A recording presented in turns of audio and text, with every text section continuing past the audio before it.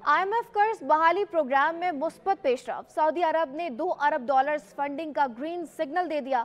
दोस्त ममालिक से $3 अरब की फाइनेंसिंग में भी मुस्बत पेशरफ हुई। ये रिपोर्ट देखिए।